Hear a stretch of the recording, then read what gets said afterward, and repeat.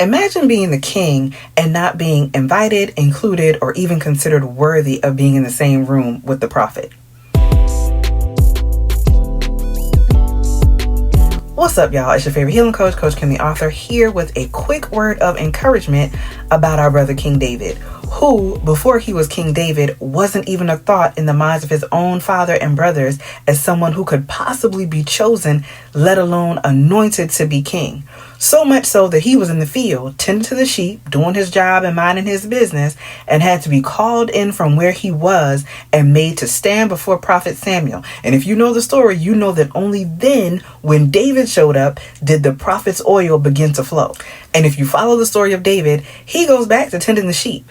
He goes back to being the errand boy, the one who brought his brothers bag lunches to them while they were on the front lines facing off with Goliath, the one who was called to play and minister to the very king he was anointed to replace. And when it was his time, he stepped up to do what nobody else bigger and stronger and older and considered wiser than he was able or even willing to do. And even after he volunteered to fight Goliath, they still tried to talk him down and tried to make him think he couldn't do it. And he refused to stand there and watch them get slaughtered when he knew by the Spirit of the Lord that he could do what they couldn't.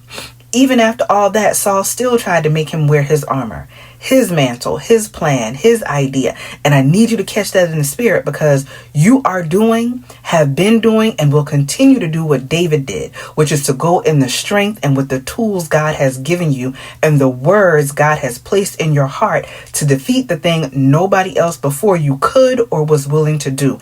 And you're going to do it your way, the way God designed for it to be done through you. And don't let them tell you what you can't do, because they were too chicken to do it themselves. So it must not be able to be done because they've known the Lord longer than you. They've been saved longer than you. They've been serving in the church longer than you. They've been fasting and praying longer than you. But were they called like you? They might think they were because of how they look and the things that they do. But remember, even Prophet Samuel assumed by his appearance that David's older brother Eliab was meant to be king. But God told Samuel, don't look at his physical appearance, because God had already refused him and chosen David because of David's heart. Those people who think they should have your calling instead of you, what's their heart like? Because they've been doing all that they claim to be doing supposedly for God, and this evil spirit of alcoholism still running rampant in the bloodline. Cancer and diabetes still running rampant. Depression and molestation, suicide and suicidal ideation. Mental illness still running rampant in the bloodline, so surely you can't fix it. Surely God didn't call you. Surely you don't know what you're talking about. Surely the devil is a dirty lie. God ain't no more confused in calling you to repair your family's bloodline breach than he was confused in calling this dirty little shepherd boy. And the same way he was chosen as a child, so were you. The same way he was anointed as a child, so were you. The same way he was called and predestined and preordained, so were you. They ain't gotta like it. They don't even have to follow you for you to be able to do what God called you to do. And I had to learn that, because your assignment is for the glory of God and the advancement of his kingdom, period.